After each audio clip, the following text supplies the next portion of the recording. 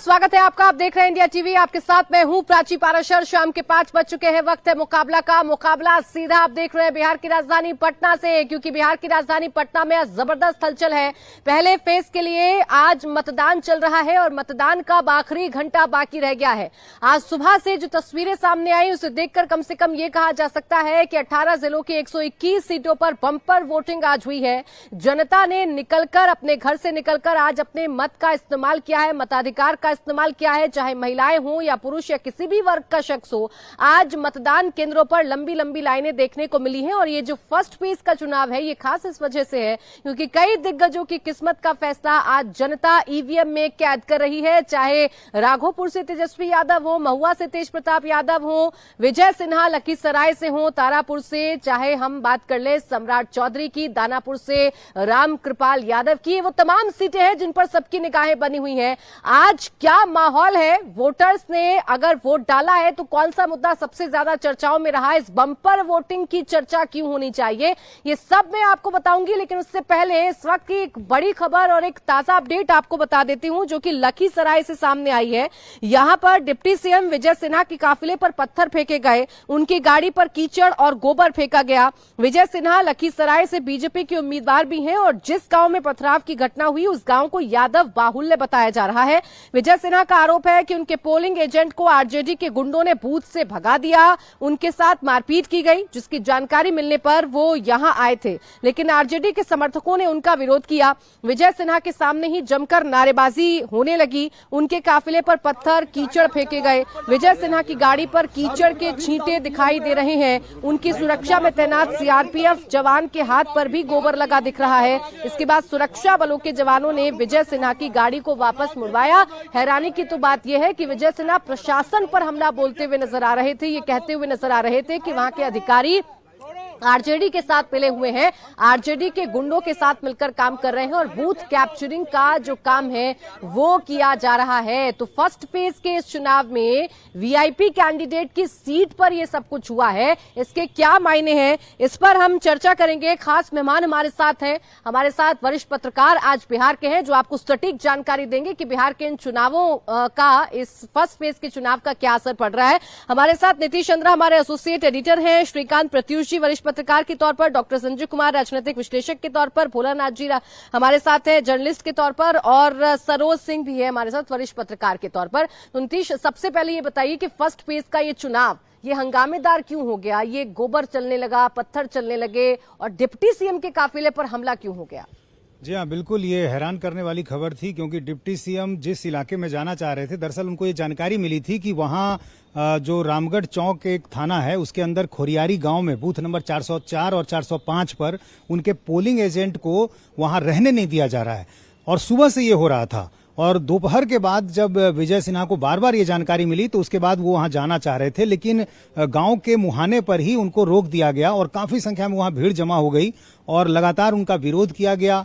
काफी देर तक वहां बहस होती रही और वहां पर गोबर फेंका गया, कीचड़ फेंका गया।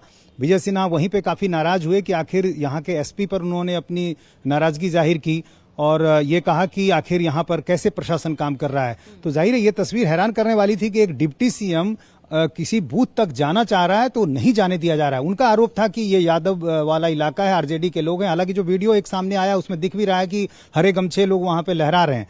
तो संभव है कि जिस तरह की तनातनी वहां पर है उसको देखते हुए ये सारी चीजें हुई होंगी और इस मामले में चुनाव आयोग को शिकायत की गई है। चुनाव आयोग ने डीजीपी को कार्रवाई करने को कहा है और वहां कुछ पार्टी की जो अंदरूनी राजनीति है उसकी चर्चा भी हो रही है कि विजय सिन्हा जिस पार्टी से आते हैं, बीजेपी से, वहां पार्टी की कुछ अंदरूनी राजनीति जो है वो भी इसकी एक वजह बताई जा रही है। फिलहाल अभी वहां एक और घटना दूसरी उनके साथ और हो गई जब जो स्थानीय एमएलसी हैं आरजेडी के, जो भूमिहार जाति से ही हैं, विजय सिन्हा भी भूमिहार हैं, तो दो भूमिहार एमएलसी अलग अलग दलों के वो भी आमने सामने आ गए और एक दूसरे के खिलाफ जमकर उन्होंने बोला है, शराब पीकर हंगामा करने का आरोप लगाया है विजय सिन्हा ने।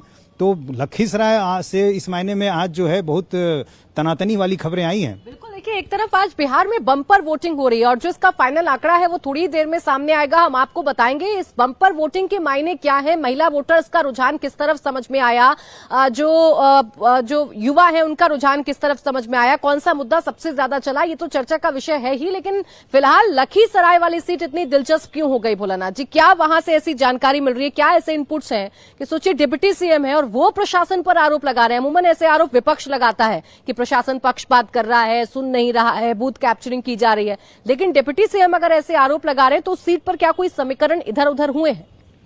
देखिए, विजय सिन्हा वहां से चुनाव लड़ रहे हैं, एनडीए के उम्मीदवार हैं, भाजपा के नेता हैं, डिप्टी सीएम हैं। लेकिन अगर आप ओवरऑल देखें तो उस सीट पर राजद का भी अच्छा प्रभाव रहा है। और एक सीट को अगर हम लोग मतलब एक तरह से नमूने के तौर पर ही ले सकते हैं, पूरे बिहार में आज वैसी कोई वारदात इस तरह की नहीं सामने आई है अगर लखीसराय को छोड़ दें तो।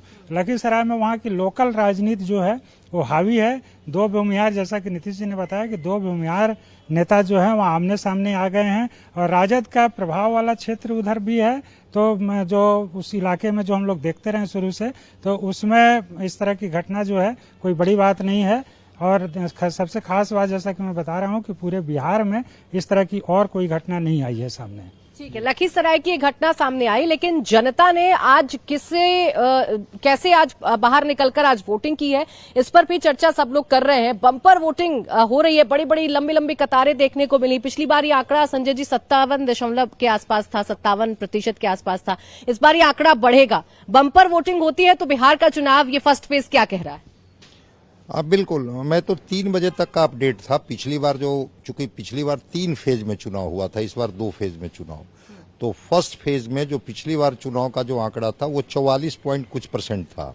इस बार फर्स्ट फेज जो 3 बजे तक का जो आंकड़ा है वो कहीं 53%, कहीं 58%, कहीं 59%, कहीं 55%, मतलब आगे है। तो स्वाभाविक है कि जब चुनाव का ये समय खत्म होगा तो काफी आगे होगा।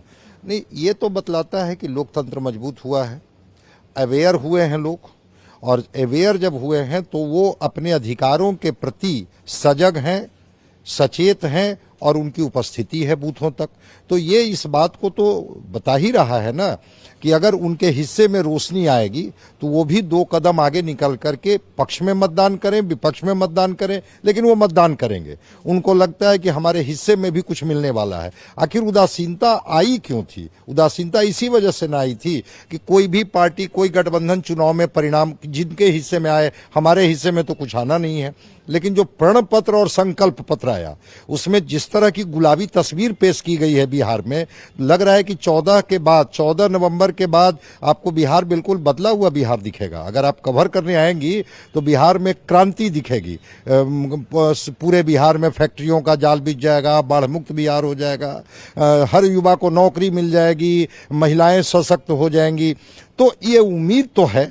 चूंकि प्रण पत्र और संकल्प पत्र का मनोविज्ञान और मनोवैज्ञानिक प्रभाव न हो मन मस्तिष्क पर, ऐसा संभव नहीं। यही कारण है कि अधिक संख्या में महिला, युवा, फर्स्ट टाइम वोटर, दिव्यांग, विकलांग, वृद्ध, सबको मैंने देखा। ऐसा नहीं था कि महिलाएं ही कतारों में केवल खड़ी थी, बल्कि हर एज ग्रुप के लोगों को मैंने देखा कि कतारों में बड़ा पेशेंसली इंतजार करते हुए कि मेरी बारी कब आएगी। और जब मतदान से वो निकल रहे थे, जब उनकी तस्वीरें कैमरे में कैद हो रही थी, तो एक बड़ा संतोष का भाव कि हाँ, हमने मत दिया। और उनके मुंह से एक बात निकल रही थी जब कुरेदने की कोशिश की गई कि भाई आपका मुद्दा क्या था? विकास, विकास, विकास। तो विकास की परिभाषा तो वो बेहतर बता पाएगा। विकास की सबसे ज्यादा चर्चा हुई है। हम भी जब आज तमाम सीटों पर घूम रहे थे तो आज वोटर यही कह रहा है, हम तो विकास के मुद्दे पर वोट दे रहे हैं, हम विकास के मुद्दे पर वोट दे रहे हैं। जात पात की बात अगर उनसे पूछो भी तो वो डिनाई कर रहा है कि हम जात के पर वोट नहीं डाल रहे हैं। लेकिन आपके पास श्रीकांत जी क्या रिपोर्ट आ रही है? पहले फेज के 121 सीटों पर कौन किस पर भारी पड़ता दिख रहा है? देखिए,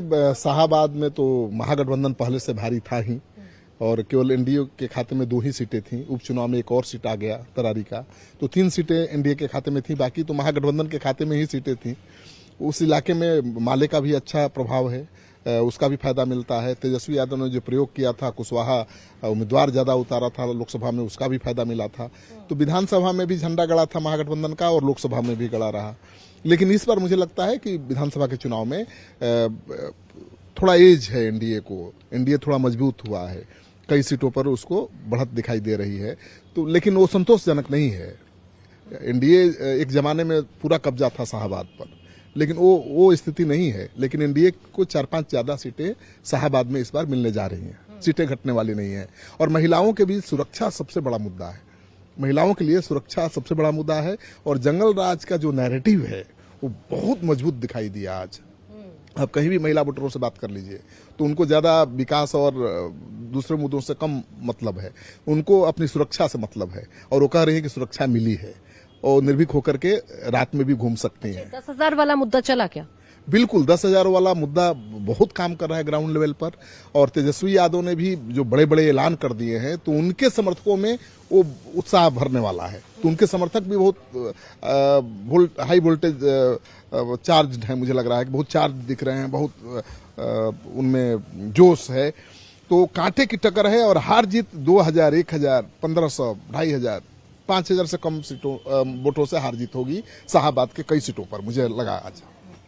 अब देखिए, हम सीट वाइज अगर जाएं तो चाहे हम बात कर ले राघोपुर की, हम बात कर ले महुआ की, हम बात कर ले छपरा की, हम बात कर ले मोकामा की, इन सीटों पर अगर हम चर्चा करने लगे तो सबसे ज्यादा निगाहें इसी बात पर थी कि मोकामा में क्या हो रहा है। सरोज जी, मोकामा में क्या होने जा रहा है? भाई, 2 भूमिहारों की टक्कर थी, एक घटना हो गई, क्या ये भूमिहार बटा कि नहीं बटा, क्या रिपोर्ट आपको मिली, क्या हो रहा है मोकामा में? अभी तक की जो खबरें हैं वो यही है कि अनंत सिंह वहां पर फंस गए।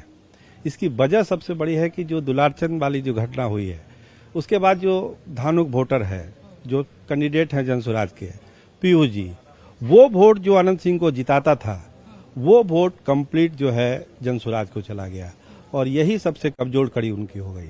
दूसरी बड़ी बात, एक लोकल प्रत्याशी, एक ऐसा प्रत्याशी जिसको लोगों को वहां का लगता है कि ये अनंत सिंह के खौफ से, आतंक से हमको बचा सकता है, सूरज भान, तो एक अट्रैक्शन वो भी था। और जो धानुक वोट माइनस हुआ है ये कहीं ना कहीं कमजोर कर रहा है अनंत सिंह को। और अभी तक की जो खबरें हैं, 3-4 बजे तक की खबरें जो हम लोग ले चुके हैं, हमको लगता है कि ज्यादा बढ़त जो है वो बीना सिंह को ही वहाँ पे है, बीना देवी को। यानी आप कह रहे हैं कि सूरज भान की पत्नी को? जी, सूरज भान की पत्नी वहाँ पर बढ़ती हुई दिख रही है। ठीक है, बाकी सीटें बाढ़, गौड़ा बौराम, दानापुर, महुआ, सिवान, छपरा, दरभंगा ग्रामीण, ये वो तमाम सीटें हैं जिन पर आज मतदान हुआ है। और इन तमाम सीटों की अगर बात करें, छपरा की बात कर लें, हम रघुनाथपुर की बात कर लें, हम सिवान की बात कर लें, मोकामा की बात कर लें, रघुनाथपुर की बात, राघोपुर की बात, महुआ की बात, या यहाँ बांकीपुर और दानापुर की बात करें, यहाँ क्या लग रहा है आपको, कौन किस पर भारी नजर आ रहा है? नीतीश, देखिए, दानापुर की तरफ मैं बढ़ा था, वहां बड़ी लंबी कतारें थी और महिलाओं की कतारें भी काफी लंबी थी। दानापुर बहुत पहले एक ग्रामीण इलाका था, लेकिन हाल के दिनों में जब पटना शहर का विस्तार हुआ है तो वो दानापुर की तरफ बढ़ा है। कई बड़े बड़े अपार्टमेंट्स बने हैं और वहां अलग अलग इलाकों के लोग आकर बसे हैं। तो दानापुर का एक बड़ा हिस्सा जो है वो शहरी आबादी का हो गया है। तो वहां रामकृपाल यादव हैं और रीतलाल यादव हैं, दोनों यादव जाति से हैं। रीतलाल सिटिंग एमएलए हैं, जेल में अभी है। वहां एक दियारा का इलाका भी है, दियारा के इलाके में भी यादवों की भरमार है। और जो शहरी इलाका और ग्रामीण इलाका है वहां भी यादव अच्छी खासी आबादी है उनकी। हम जहां पर थे, जिन बूथों पर गए, जो लोगों से मेरी बात हुई, जो हमें खबरें आ रही हैं, उसमें रामकृपाल यादव ने यादव वोटों में सेंधमारी की है। बट गया यादव वोट? तो यादव वोट बटा है। कई वोटरों ने मुझे कहा कि नहीं, हम रामकृपाल यादव हमारे लिए अच्छे हैं। तो यादव वोट यदि बटा, जो मुझे दिखा, और जो एनडीए का बेस वोट है, नॉन यादव ओबीसी है, उसके अलावा जो सवर्ण है, यदि आप इन सबों को जोड़ दें तो वैसी स्थिति में रामकृपाल यादव यहां भारी पड़ सकते हैं। हालांकि ये दानापुर की सीट रीतलाल यादव के लिए बड़ी मजबूत सीट मानी जाती है, लेकिन चूंकि यादव वोट यहां बटा है, इसलिए मुझे लगता है कि रामकृपाल यादव यहां मजबूत हो सकते हैं। और बाकी जगहों पर भी यदि आप देखें तो जो मोटे तौर पर एनडीए का जो एक सामाजिक समीकरण है, उसमें जो कॉम्बिनेशन है कमोबेश वो रहा है। थोड़ी जो उसमें सेंधमारी या कमी नजर आ रही है वो कुशवाहा में दिख रही है। कुशवाहा वोट ने लोकसभा में भी परेशान किया था एनडीए को। वहां एक घटनाक्रम हुआ था जो औरंगाबाद से शुरू हुआ, फिर उपेंद्र कुशवाहा से आगे बढ़ता हुआ शाहाबाद में आया था। इस बार भी ऐसा लग रहा था कि शायद वो चीजें खत्म हुई हैं, लेकिन कहीं कहीं से जो खबरें आ रही हैं उसमें कुशवाहा वोट जो है वो आरजेडी की तरफ गया है। तो ऐसी स्थिति में ये नुकसान एनडीए के लिए है। तो वोटों के मार्जिन वाली जो बात है वहां मुझे लगता है कि कम वोटों के मार्जिन का जो नतीजा होगा वो आपको ज्यादा देखने नहीं, ऐसे हम अगर पारंपरिक वोट बैंक की बात करें तो राघोपुर में जब मैं घूम रही थी तो जितने भी यादवों से मेरी बात हुई, चाहे वो यादव महिला भी हैं भोलानाथ जी, वो सब एक सुर में तेजस्वी यादव की बात कर रहे थे। और राघोपुर में एक और फैक्टर है जो बड़ा प्राइड के तौर पर वहां का वोटर ले रहा था कि हम सीएम चुन रहे हैं, हम तो सीएम चुन रहे हैं, इसलिए हम तो सिर्फ तेजस्वी यादव को चुनेंगे या हम सिर्फ तेजस्वी यादव की बात करेंगे, हम बदलाव की बात करेंगे। तो ये जो यादव वोटर है ये राघोपुर में तो इंटैक्ट नजर आ रहा है, क्या बाकी सीटों पर भी इंटैक्ट रहा है?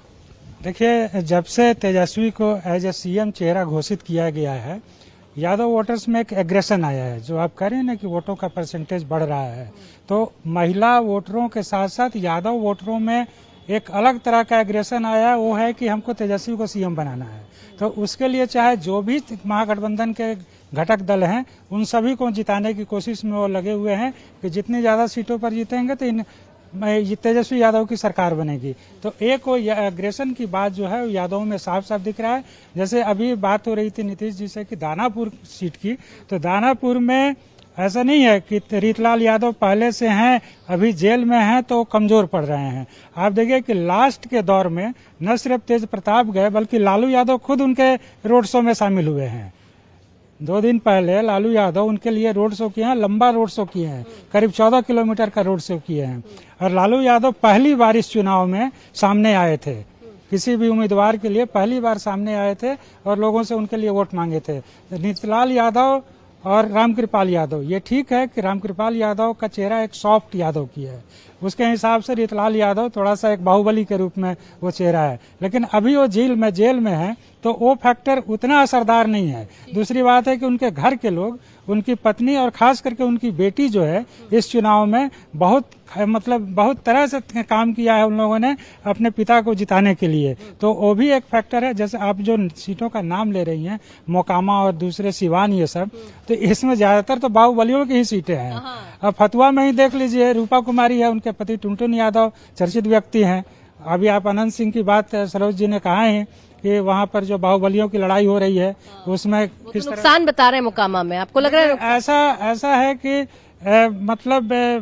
जैसे यादव जो हैं, यादव चूंकि मारा गया एक प्रत्याशी का समर्थक जो था दुलारचंद यादव, जो उनके पीयूष प्रियदर्शी जनसुराज के उम्मीदवार के समर्थक थे, तो यादव जो मारे गए उसकी वजह से यादव इंटैक्ट हुआ है और उसका वोट जो है वो दूसरे तरफ जा रहा है। ठीक है, बाकी सीटें, सिवान, हम अलीनगर की बात करें, मैथिली ठाकुर की वजह से बड़ी चर्चा में आई, सिवान में बड़े बड़े लोगों ने प्रचार किया। रघुनाथपुर तो है ही चर्चित सीट जो कि शहाबुद्दीन की वजह से चर्चा में रहती है और यहाँ मंगल पांडे खुद सिवान से चुनाव लड़ रहे हैं। इस सीट पर क्या देखने को मिला? जिसका जो पारंपरिक वोटर है वो इंटैक्ट रहा या लग रहा है कि भाई किसी ने किसी में सेंधमारी कर दी है?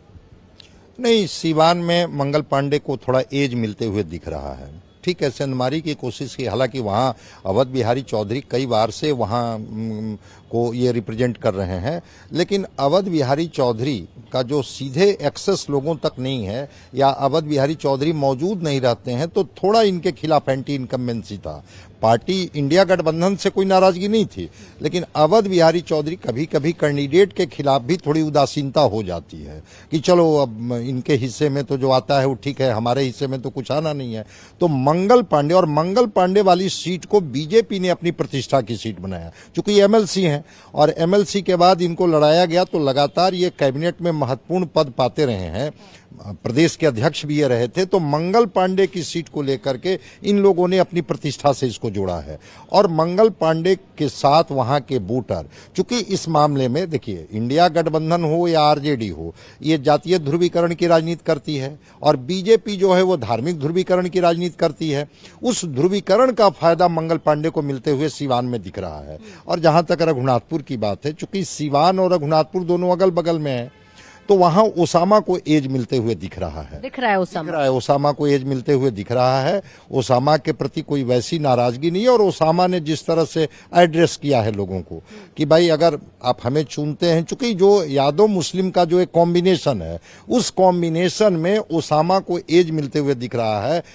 कितना माइनॉरिटी यहाँ पर एकजुट होकर के सिवान में वोट करेंगे अवध बिहारी चौधरी को, लेकिन वहां का जो कॉम्बिनेशन है वो ओसामा के साथ है। और लालू प्रसाद जी ने भी अपने तरीके से, तेजस्वी जी भी जाकर के एक एड्रेस किया है और ओसामा को तो बजाते लाया गया। यहाँ शहाबुद्दीन के बेटे को अगर एज मिल रहा है तो एक और सीट जो वैशाली जिले की है लालगंज, जिसकी भी बात कर लेनी चाहिए। मुन्ना शुक्ला की बेटी शिवानी शुक्ला चुनाव लड़ रही थी और खूब प्रचार प्रसार किया, मां की आंखों से आंसू भी छलके और लगा कि भूमिहार वोट जो है, जिसे माना जाता है कि भाई एनडीए के साथ जाएगा, वो भूमिहार वोट यहाँ बट रहा है।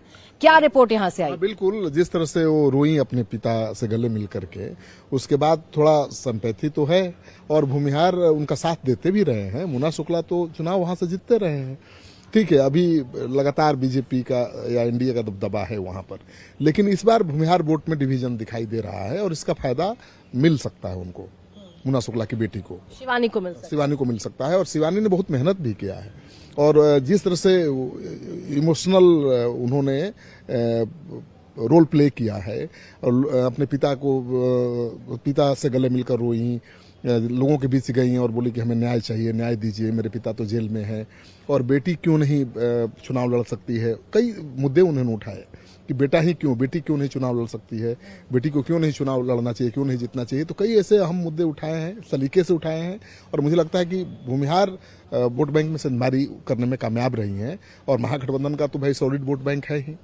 तो एज मिलता हो मुझे दिखाई दे रहा है वहां पर। ये लालगंज में भूमिहार वोट अगर बट गया तो मुन्ना शुक्ला की बेटी को एज मिल जाएगा। लेकिन ऐसे ही अगर कास्ट वाइज हम देखें, आज जितनी भी सीटों पर आप घूमे, आपने पटना की लगभग सीटों को कवर किया, वहां जो पारंपरिक वोट है वो इंटैक्ट नजर आया या लगा कि नहीं महागठबंधन ने चलिए इनके सवर्ण वोट में सेंधमारी कर ली, या जो यादव और मुस्लिम फैक्टर है उसमें एनडीए ने कुछ सेंधमारी कर ली? हाँ, मोटे तौर पर जो जिनका बेस वोट है वो अपनी जगह इंटैक्ट है। एनडीए का जो एक अपना बेस वोट है वो अपनी जगह दिखा और जो महागठबंधन का है खासतौर से एमवाई वो अपनी जगह दिखा। लेकिन इस बार तेजस्वी यादव ने एमवाई में ऐड करने की कोशिश की। अब जैसे उन्होंने कुशवाहा को बहुत ज्यादा टिकट दिया, करीब 37 टिकट कुशवाहा को दिया गया है। तो आप समझिए कि एक कोशिश थी कि एमवाई में हम ऐड करेंगे तभी जीत पाएंगे, क्योंकि ये सबको मालूम है कि सिर्फ एमवाई से आप सत्ता में नहीं आ सकते हैं। इसी तरह भूमिहार वोटर जो कि एक तरह से माना जाए कि एनडीए का कोर वोटर है, उसको उन्होंने 15 टिकट दिया है। तो यहां भी उनकी कोशिश थी कि एमवाई में जैसे हम भूमिहार ऐड कर लेंगे तो इसका फायदा होगा। तो कहीं कहीं उनको कामयाबी मिली भी है। अब जैसे जो मुन्ना शुक्ला वाली सीट है, अब लोकसभा में मुन्ना शुक्ला खुद लड़े थे, भूमिहार भले वो जीते नहीं लेकिन भूमिहारों का वोट उनको मिल गया था। अब वही बेटी के साथ भी भूमिहारों का वोट उनको मिल रहा है। और इसी तरह आप इधर देखें, इधर एनडीए का जो वोट बैंक है, खासतौर से दानापुर का जिक्र कर रहे थे, वहां जो रामकृपाल यादव हैं बीजेपी से हैं, लेकिन यादव कोर वोट बैंक किसका है? महागठबंधन का, आरजेडी का। लेकिन यदि आप उसमें से 30% भी ले आए तो फिर एनडीए का बेस वोट और वो 30% यादव, ये मिलकर जो है एक विनिंग कॉम्बिनेशन बन जाता है। तो कोशिश तो हुई है और यहां तक कि जनसुराज भी कई जगह नुकसान कर रहा है और एनडीए को भी नुकसान कर रहा है, महागठबंधन को भी कर रहा है, लेकिन ज्यादा तौर पर यदि मैं कहूं तो एनडीए को नुकसान कर रहा है। अब जैसे पटना की कुम्हरार सीट का देख लें, वहां पर लंबे समय से बीजेपी कायस्थ जाति के उम्मीदवार को उतारती थी, कायस्थ की सीट ही मानी जाती थी। इस बार बीजेपी ने एक प्रयोग किया, कायस्थ को हटा दिया, वहां संजय गुप्ता को टिकट दे दिया। अब ऐसे में वहां के कायस्थ वोटर नाराज हो गए। वहां एक केसी सिन्हा है, मैथ के काफी जाने माने टीचर हैं, उनको उन्होंने उतार दिया जनसुराज ने। तो कायस्थ वोट में भी सेंधमारी हुई है, पूरी तरह से नहीं हुआ लेकिन सेंधमारी हुई है। तो ये सेंधमारी जो है वो नुकसान किसका है? बीजेपी का नुकसान है। इसी सेंधमारी से जिक्र गौरा बड़ाम का भी कर लेना चाहिए। उस सीट पर बड़ा दिलचस्प मुकाबला हो गया था क्योंकि मुकेश सहनी के भाई ने आखिरी वक्त पर पर्चा वापस ले आया, वो चुनाव से हट गए। पर्चा वापस लेने का तो उनके पास वक्त नहीं था सरोज जी। अब ऐसे में जब हमारे सहयोगी वहां घूम रहे थे तो हम लोगों ने पाया कि जो मल्लाह समाज है वो बीजेपी के साथ जाता हुआ दिख रहा है। मल्लाह समाज के कुछ लोग हैं जो बीजेपी की बात करते हैं। तो कोई फायदा हुआ नहीं संतोष सैनी के हटने से या रहने से, या वीआईपी के महागठबंधन में आने से कितना फायदा दिखा? देखिए, इसमें खेल को समझिए। जब आरजेडी का कैंडिडेट को निलंबन हो गया पार्टी से, उसके बाद क्या जरूरत पड़ी थी मुकेश सहनी को वापस लेने का? जो वहां का जमीनी सच्चाई ये है कि जो मल्लाह वोटर होता है वो नहीं जाता है लालटेन के साथ। वो वोट जब भी जाएगा वो बीजेपी के साथ जाएगा। तो आप इसको इस तरह से एक परसेप्शन बना सकते हैं कि कहीं ना कोई डील बीजेपी के साथ हुई मुकेश सहनी की, और मुकेश सहनी ने जो कि कोई जरूरत नहीं थी उनको कैंडिडेट वापस लेने की, ऑलरेडी वो था। तेजस्वी ने फेसबुक लाइव करके कह दिया कि वही अधिकृत प्रत्याशी है, इसके बावजूद उन्होंने रोते गाते अपने उम्मीदवार को वापस ले लिया। इसका मतलब कहीं ना कहीं बीजेपी को उन्होंने मदद किया। और आज की ये जो खबर है यही है कि मल्ला वोटरों ने करीब 70-75 मल्ला% वोटरों ने बीजेपी का, जो सुजीत सिंह वहां कैंडिडेट है बीजेपी की, उनका साथ दिया है। तो समझिए कि खेल क्या हुआ घोड़ाबरम ये में। सिर्फ इसी सीट पर हुआ है मल्ला वाला खेल, या लग रहा है बाकी पर भी प्रभाव पड़ेगा? नहीं, आपने घोड़ाबरम का पूछा तो मैंने घोड़ाबरम को आपको मैं आपसे ये पूछ रही हूँ कि गौड़ाबराम में तो हमें साफ साफ दिख रहा है, तो ये मल्ला सिर्फ गौड़ाबराम तक ही बीजेपी के साथ है, या आगे भी लग रहा है बाकी सीटों पर भी थोड़ा इधर उधर जाएंगे? देखिए, अभी तो बहुत सारी खबरें इस पर आनी है। अभी ये पूरा क्लियर नहीं कहा जा सकता कि हर सीट पर इसी तरह का समीकरण होगा, कि बहुत जगह है कि कैंडिडेट बाय सीट भी वैरी करेगा कि कहां पर देना चाहिए, कहां पर नहीं देना चाहिए। क्योंकि बिहार का जो फर्स्ट फेज का अभी तक जो चुनाव हुआ है, इसको समझिए कि सीट बाय सीट कैंडिडेट और मतदाता देख रहा है कि हमको क्या करना है और किसका वोट लेना है। बहुत ही जागरूक थे। जो परसेंटेज की अभी बात कर रहे थे, सर लोग भी बात कर रहे थे, जो परसेंटेज बढ़ा हुआ आपको दिख रहा है। एक चीज स्टेब्लिश है, 10,000 का जो स्कीम है वो काम कर रहा है।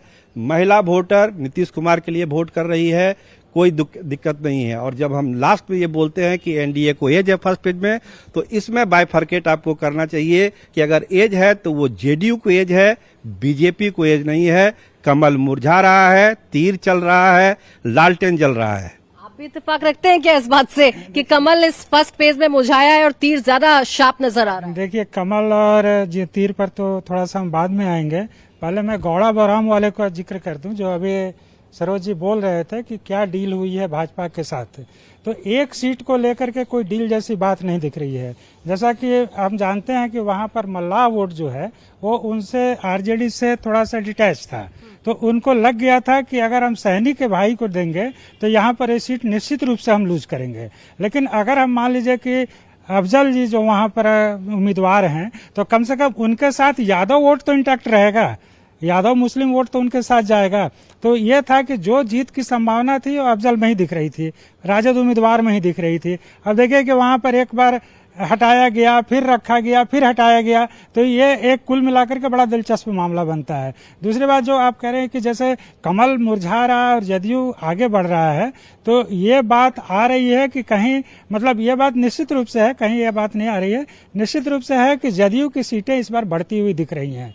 पिछली बार जहां वो 43 सीट पर सिमट गई थी, उसका फैक्टर दूसरे थे, चिराग पासवान थे, जो कि एक अलग तरीके से चुनाव लड़ रहे थे, अलग होकर के चुनाव लड़ रहे थे, और कई जगहों पर इस तरह से वोट काटे कि जदयू के उम्मीदवार हार गए। तो वो अभी एनडीए के ही फोल्ड में है, तो इस तरह से उस तरह का बंटवारा नहीं हो रहा है, होने वाला है। दूसरी बात की जो जनसुराज की जो उम्मीदवार हैं वो कुछ सीटों पर हैं, जैसा पटना में उन्होंने नाम लिया, कुमरार में किसी सिन्हा जो आए हैं, तो इस तरह के बहुत कम सीट ऐसी हैं जहां पर कि जनसुराज के उम्मीदवार प्रभावी दिख रहे हैं। तो ऐसे 2-4 सीटों को छोड़ दें तो बाकी सीटों पर जो है वैसी स्थिति नहीं है। तो जदयू जो है मतलब पिछले बार से जरूर बेहतर प्रदर्शन करेगा, और अगर उसकी सीटें बढ़ेंगी तो हो सकता है कि भाजपा की सीटें कुछ कम है। लेकिन जैसा कि अभी श्रीकांत जी बता रहे थे शाहबाद क्षेत्र की बातें, तो वहां पर जो है 4 जिले हैं, रोहतास, बक्सर, कैमूर और भोजपुर। तो भोजपुर के 7 सीटों में से, भोजपुर जिले की 7 सीटों में से सिर्फ 2 सीटों पर भाजपा जीती थी, महागठबंधन जीता था। 3 जिले जो बक्सर, कैमूर और रोहतास में ये एनडीए का खाता भी नहीं खुला था जी। इस बार बढ़ा सकता है। इस बार जैसा कि ये बेहतर बताएंगे श्रीकांत जी, हमको जो सूचना मिली है कि बक्सर में एनडीए की सीटें, भाजपा की सीटें बढ़ती हुई दिख रही हैं। तो यह है कि कई जगहों पर कांटे की लड़ाई है। जैसे मान लीजिए कि वैशाली में अगर शिवानी शुक्ला एक मुकाबले में दमदार रोल निभा रही हैं, तो कई सीटों पर अगर एनडीए को एज मिल रहा है, तो वैसी कई सीटों पर जहां के पिछले बार महागठबंधन एनडीए हार गया था। आपने बक्सर और शाहबाद और ये भोजपुर वाली बात कही है, तो क्या आपको क्या रिपोर्ट मिली ग्राउंड से जिससे ऐसा लगे कि हाँ भाई भाजपा मजबूत होगी या एनडीए मजबूत होगा? यहाँ देखिए, कई सीटों की अदला बदली हुई है बीजेपी जेडीयू के बीच, उसको लेकर भी लोगों में नाराजगी है। जैसे उपेंद्र कुशवाहा का उम्मीदवार दिनारा से चुनाव लड़ रहे हैं, तो वहां राजपूतों में नाराजगी है, भाई उपेंद्र कुशवाहा ने ये सीट छीन लिया। वहां पर बागी है जेडीयू का नेता जय कुमार सिंह, तो वो वोट में संधमारी कर रहे हैं, जेडीयू के कहिए राजपूत वोट बैंक में संधमारी कर रहे हैं, तो वो चुनौती बने हुए हैं। उसी तरह से बक्सर में जनसुराज के उम्मीदवार हैं, के तिवारी के बेटे हैं तथागत, तो वो भी अच्छी खासी वोटों की संधमारी कर रहे हैं। तो बक्सर में भी बहुत नेक टू नेक फाइट है, हार जीत 2000-5000 के बीच से होगी। राजपुर क्लियर है जेडीयू का, राजपुर में बिल्कुल विश्वनाथ राम पर भारी पड़ते हुए दिखाई दे रहे हैं। निराला, संतोष निराला पिछली बार हार गए थे, लेकिन इस बार बहुत सहानुभूति है और हारने के बाद भी उन्होंने अपने प्रभाव का इस्तेमाल करके बहुत काम भी करा लिया, क्योंकि सरकार उनकी थी, तो उसका फायदा उनको मिलता हुआ दिखाई दे रहा है। तो राजपुर तो सीट मुझे लग रहा है क्लियर है। बक्सर पर अभी बहुत टाइट है बीजेपी को, लेकिन एज है, टाइट है, लेकिन हाँ बिल्कुल। शाहपुर में बीजेपी बहुत मजबूत दिखाई दे रही है, ठीक है। बढ़ारा में थोड़ा बहुत ट्रेंगुलर फाइट है। अच्छा, जो पोलिंग बूथ पर लाइन लगती है संजय जी, उनसे भी बहुत कुछ समझ में आता है। छपरा की आज दिलचस्प तस्वीर ये देखने को मिली कि हमें महिलाओं की लंबी कतार दिखी। यादव और जो पिछड़ा समाज वाला एरिया है वहां पर भी हमें मुस्लिम एरिया खूब लंबी लंबी लाइनें दिखी, लेकिन जो सवर्ण वाले बूथ हैं वहां हमें लाइनें नहीं दिखी जो मतदाता हैं। तो इसके क्या मतलब निकाले? नहीं, ठीक है, वो जागरूकता के सवाल पर जो एक सवर्ण मतदाता होते हैं उनको लगता है कि ठीक है, कंफर्टेबल तरीके से हम जाकर के लाइन में वोट कर देंगे। लेकिन अब इस तरह से तो बहुत मैंने नई चीज़ों को ऑब्जर्व किया है, लेकिन हाँ, जो महिला मतदाता और फर्स्ट टाइम वोटर, उनको मैंने देखा कि थोड़ा उनके अंदर में उत्साह था, और वो उत्साह जो था वो जो नीतीश कुमार के बारे में बार बार हम लोग कह रहे हैं कि वो जो 36% टीबीसी वोटर और जो एक महिला कंस्टिट्यूएंसी जो नीतीश कुमार ने अपने से ये किया है, वो पूरी तरह से मुझे देखा कि काफ़ी वो सक्रिय हैं। उनके चेहरे पर जो चमक दिखी, वो बात कर रहे थे। जब उनसे पूछा गया कि क्या विकास की रोशनी आप तक पहुंची है, महिलाओं से पूछा गया कि क्या वो राशि आपके खाते में आई, तो देखे कि हाँ, मेरे खाते में राशि आ गई है, हम और बेहतर चाहते हैं और हम चाहते हैं कि हमारी तरक्की हो। तो छपरा, सिवान, गोपालगंज की बात अगर हम लोग करें, जहां पर आप इशारा कर रही हैं, तो कई क्षेत्रों में अब ऐसा नहीं है। मैं आज देखा केंद्रीय मंत्री कभी रहे थे राजीव प्रताप रूढ़ी, अभी तो छपरा के एमपी हैं। अब उनकी बेटी कल आती है फ्लाइट से, आज सुबह में वोट करती है और फिर शाम में वो दोपहर की फ्लाइट से वो चली जाती है दिल्ली, हाई सुप्रीम कोर्ट में वो प्रैक्टिस करती है, वो प्रैक्टिस करने चली गई। ये जो उपस्थिति, ये प्रेजेंस जो हुआ है, इसको लेकर के मैंने देखा कि वो बता रहे थे, बताने की कोशिश कर रहे थे कि देखिए अब कितना एक्सेस हुआ है बिहार में, कि दिल्ली से लोग आकर के अपने गांव में वोट डाल करके और फिर वो दिल्ली पहुंच जा रहे हैं और अपना प्रैक्टिस में वो शामिल हो जा रहे हैं। तो ये मैं मानता हूं कि उपस्थिति मजबूत रही है। और जो आप निषाद समाज के बारे में पूछ रही थी, जरा मैं एक लाइन उसको एड ऑन कर देना चाहता हूं। निषाद समाज ट्रेडिशनली एनडीए के साथ रहा है, ठीक है। उनके नेता मुकेश सहनी हैं, उनको डिप्टी सीएम का उम्मीदवार बना दिया गया, इसलिए वो इंडिया गठबंधन के फोल्ड में चले गए हैं। लेकिन आज फारबिसगंज में प्रधानमंत्री ने भी अपने भाषण में इसका जिक्र किया कि ठीक है भाई, राम से आपको परहेज है, लेकिन अयोध्या में जाइए, निषाद का भी मंदिर है, शबरी का भी मंदिर है और वहां पर वाल्मीकि का मंदिर है। मतलब उस समाज को अपने साथ कनेक्ट करने की बात उन्होंने कहा है कि भाई, निषाद की दोस्ती तो राम से रही है, आपकी दोस्ती तो कहीं और से रही नहीं है। तो इसको कनेक्ट करके बताने की कोशिश कर रहे थे। लेकिन मुकेश सहनी की वजह से निषाद समाज छिटका है। निषाद समाज जो है वो मुकेश सहनी को नेता मान चुका है, उनके लीडरशिप के एस्टेब्लिशमेंट में मुझे कोई डाउट नहीं है, इसलिए उसका वोट फ्रैक्चर्ड होगा या मुकेश सहनी के साथ जाएगा। एक तस्वीर जो मैंने देखी, जो जिस सीट की मैं चर्चा भी करने जा रही थी, वो सीट है महुआ की सीट। बहुत लोग कह रहे थे कि तेज प्रताप के लिए मुश्किल है। तेजस्वी पहुंच गए, तेजस्वी ने प्रचार किया कि पार्टी बड़ी होती है, कोई नेता बड़ा नहीं होता है। आज जब मैं महुआ में घूमी तो महिला से लेकर, बुजुर्गों से लेकर, यादवों से लेकर और मुस्लिम, सब तेज प्रताप का नाम ले रहे थे। तेज प्रताप ने जो काम किया, मेडिकल कॉलेज, सब उसकी बात कर रहे थे। तो क्या तेज प्रताप की नैया यहां से पार हो जाएगी? तेज प्रताप का मजबूत होना ये बता रहा है कि वहां बीजेपी दो भाइयों की लड़ाई में सीट निकाल सकती है। देखिए, महुआ में बहुत पहले से हम देख रहे थे, पिछले 1 महीने पहले भी एक हमारी सहयोगी वहां गई थी और जब वो लोगों से बात कर रही थी तो उसको देखकर ये साफ तौर पे लग रहा था कि तेज प्रताप का वहां मेडिकल कॉलेज बनाना ये सबसे बड़ा मुद्दा वहां के लोगों के लिए था। सिर्फ और सिर्फ एक मुद्दा, जो मेडिकल कॉलेज है, उसकी चर्चा हर आदमी वहां करता है। और आज भी वहां आप गई थी तो आपको लोगों ने बताया होगा, उस मेडिकल कॉलेज की चर्चा हर कोई करता है। लेकिन ये सही है कि तेजस्वी यादव वहां गए, खुलकर उन्होंने कहा कि पार्टी बड़ी होती है, लगातार उन्होंने वहां बोला। तो ऐसे में लग रहा था कि एमवाई जो है वो कहीं ना कहीं आरजेडी कैंडिडेट के पक्ष में इंटैक्ट रहेगा। लेकिन मुझे लगता है कि परिवार में जो कुछ भी हुआ, लोग देख रहे हैं, थोड़ी सहानुभूति भी तेज प्रताप को लेकर के है। और अंदर खाने जो कुछ खबरें मुझे वहां मिली आरजेडी के कुछ कार्यकर्ताओं से ही कि राबड़ी देवी का फोन जो है वो वहां जा रहा था। ये पब्लिकली भले ना कहा गया हो पार्टी तो आशीर्वाद दिया ही सुबह सुबह दोनों में। जब वोट डालने गई थी तो मैंने ही उनसे पूछा था कि भाई क्या आशीर्वाद दोनों बेटे को है, तो उन्होंने कहा कि हाँ दोनों बेटों को मैं आशीर्वाद देती हूँ। तो परिवार देखिए निश्चित रूप से चाहता है, रोहिणी हो, मीसा हो, हर किसी ने कहा कि हम जीत का आशीर्वाद देते हैं, हम चाहते हैं कि वो भी अच्छा रहे, खुशी रहे। तो कहीं ना कहीं परिवार भी चाहता है और इस नाते मुझे लगता है कि अंदर खाने कहीं ना कहीं आरजेडी के संगठन में वहां कार्यकर्ताओं के बीच ये संदेश भिजवाया गया है, तभी आपको वहां पर इस तरह की तस्वीरें मिलेंगी। और बेहतर आप बता सकती हैं, आप वहां गई थी तो आपको क्या किस तरह का लगा वहां? तेज प्रताप को एज जरूर मिलता दिखा, लेकिन एक और दिलचस्प चीज जो मैंने सरोजी वहां नोटिस की, महिलाओं से जब बात कर रहे हैं तो महिला या तो बात नहीं कर रही, बात कर रही है तो सरकार ने काम किया, हाँ ये बता रही है, लेकिन तेज प्रताप का फैक्टर ज्यादा भारी दिखा। कुछ महिलाओं ने आगे आके ये भी कहा 10,000 मिले तो 10,000 से कौन सा घर चल जाएगा, 10,000 से क्या हो जाएगा, 10,000 से थोड़ी ना कुछ हो जाएगा। तो ये सिर्फ एक सीट की महिला वाली बात है या 10,000 वाला फैक्टर लग रहा है कमजोर या मजबूत कुछ होगा? नहीं, देखिए 10,000 वाला तो फैक्टर काम कर रहा है, एक सीट की बात नहीं है। आप 243 सीटों पर जाएं या वहां से फीडबैक लीजिएगा तो आपको जरूर ये मैं इस बीच एक बड़ी खबर ये बता देती हूँ कि 5 बजे तक का आंकड़ा हमारे पास आ गया है। 60.13% की वोटिंग अभी तक हो चुकी है। ये बड़ी खबर हम आपको बता रहे हैं। बम्पर वोटिंग का जब जिक्र किया जा रहा है तो इसका सीधा सीधा मतलब ये है कि 60.13% वोटिंग हुई है और ऐसा पहली बार है कि इतनी वोटिंग बिहार में हो रही है। अब इस वोटिंग का मतलब क्या है ये तो आप समझा सकते हैं। पहली बार 60%, अभी 5 बजे तक का आंकड़ा आया है। अभी तो वो लोग जो पोलिंग बूथ के अंदर है उनकी काउंटिंग होना बाकी है। कितना बड़ा आंकड़ा है, ये क्या बता रहा है? देखिए, जब से ये चुनाव शुरू हुआ बिहार में कहा जा रहा है कि बदलाव का चुनाव है।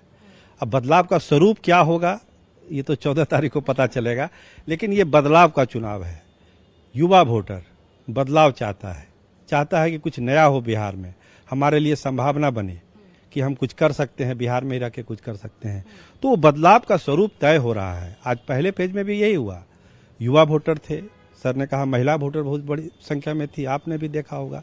तो कहीं ना कहीं उन लोग को लगता है। और जो 10,000 की बात अभी हम लोग कर रहे थे, आप एक गौर करिए, दूसरे राज्यों का भी एक आंकड़ा लीजिए। जहां जहां ये लाभ का योजना डिलीवर्ड हो गई, यानी पहले पैसा चला गया अकाउंट पे, वहां पे वो सरकार जीत गई। बगल पे झारखंड का उदाहरण है। आपने बाद में जो वादा किया है उस पर लोगों को भरोसा नहीं है, महिलाओं को भरोसा नहीं है। जिनका मिल रहा है, जिनको मिल गया पैसा, मिल गया, उस पर लोगों ने भरोसा किया है। और जो 5-6 राज्यों का आप आंकड़ा लेंगे, आप यही पाएंगे जहां जिसने पहले दे दिया वो सरकार रिटर्न कर गई। और नीतीश कुमार ने यही चालाकी की, पहले पैसा चला गया। यहां तक कि वोटिंग के दिन भी पैसा जा रहा है। जो खबरें आ रही है कि वोटिंग के दिन तक पैसा जा रहा है। विपक्ष ने खूब कहा कि वोट खरीदी जा रही है, महिलाओं के वोट खरीदे जा रहे हैं। और तेजस्वी यादव काउंटर भी कर रहे थे कि ये लोन है, आपसे वापस लिया जाएगा। लेकिन अपने आप में भोलानाथ जी समझाइए, रिकॉर्ड टूट गया है, बम्पर वोटिंग, और अभी भी कई ऐसे बूथ हैं जहां लंबी लंबी कतारें देखने को मिल रही है। फाइनल आंकड़ा आना बाकी है। जहां तक मुझे पता है 58% से ऊपर शायद नहीं रहा है बिहार में वोटिंग परसेंटेज। 60 से ऊपर जा रहा है, तो ये कौन अर्ज पर, कौन फर्ज पर? देखिए, ये निश्चित रूप से जैसा कि अभी संजय जी और सरोज जी ये सब लोग बोल रहे थे, उसमें एक फैक्टर को हम लोग छोड़ रहे हैं, वो फैक्टर है SIR का। SIR की वजह से भी जो फर्जी वोटर्स थे, जिनका निधन हो गया था, जो रिपीटेड वोटर्स थे, उनके नाम कटने से जो संख्या कम हुई और जो वोट जो पड़ा, तो उसका भी एक परसेंटेज बढ़ाने में बड़ा रोल है। दूसरी बात, मुझे सुबह से बड़ा दुख हो रहा था, मैं आश्चर्यचकित था कि पटना जो बिहार की राजधानी है, वहां का पोलिंग इतना कम क्यों है। सबसे पीछे पटना का पोलिंग रहा है।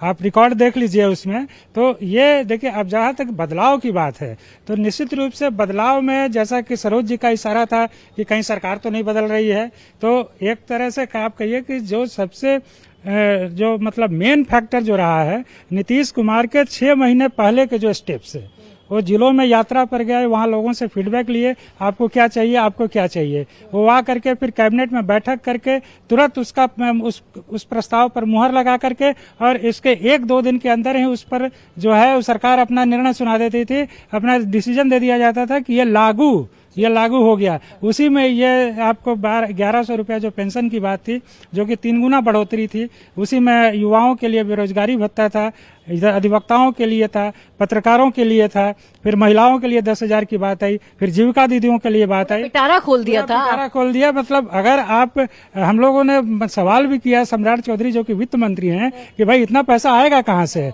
तो नहीं, हमने कैलकुलेट कर लिया है, बहुत ज्यादा नहीं, 60-70 हजार करोड़ का आएगा, वो मैनेज कर लेंगे।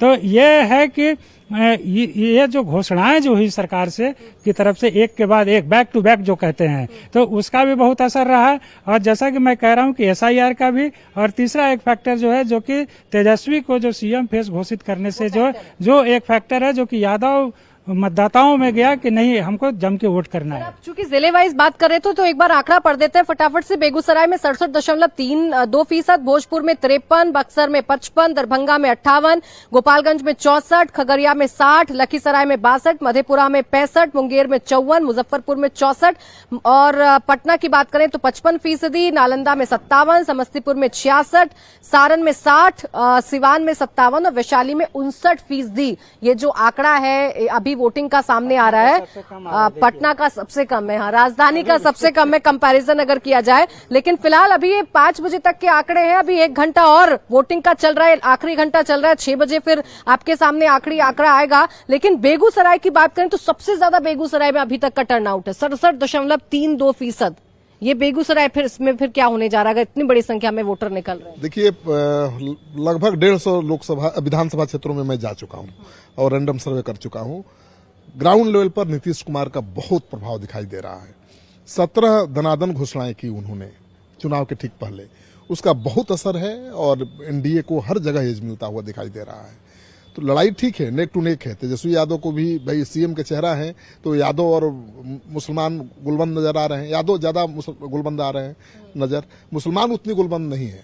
आप कोसी सीमांचल दूसरे फेज में जहां चुनाव होना है, मैं गया था, वहां भी मुस्लिम वोटों में संधमारी जनसुराज ने की है, MIM ने की है।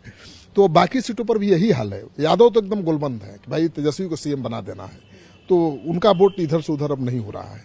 लेकिन मुसलमान उतने गोलबंद नहीं है, उनको अपना भी फायदा दिख रहा है कि अगर हमारा मुसलमान उम्मीदवार है, मजबूत उम्मीदवार है। ये चर्चा क्या हुई ग्राउंड पर? वो जो ओवैसी ने एक नैरेटिव चलाया कि 2% वाला आपने डिप्टी CM बना दिया और 18% वाला क्या दरी बिछाएगा? ये लोग बोल रहे हैं कि भाई हमारी आबादी 17% से ज्यादा है और हमको सीटें भी कम मिलती हैं, और 2% वाला डिप्टी CM बन जा रहा है। मुकेश सहनी को डिप्टी CM अनाउंस किया गया तो उसका है रिएक्शन मुसलमानों में, और आम मुसलमान भी ये पूछ रहा है कि भाई हम तो 17-18% है, CM तो हमारा होना चाहिए। आप CM भी बन गए या 2% वाला को डिप्टी CM बना दिए, हमको छोड़ दिया।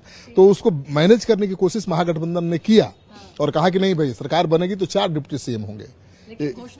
घोषणा नहीं की, तो उसका असर तो पड़ रहा।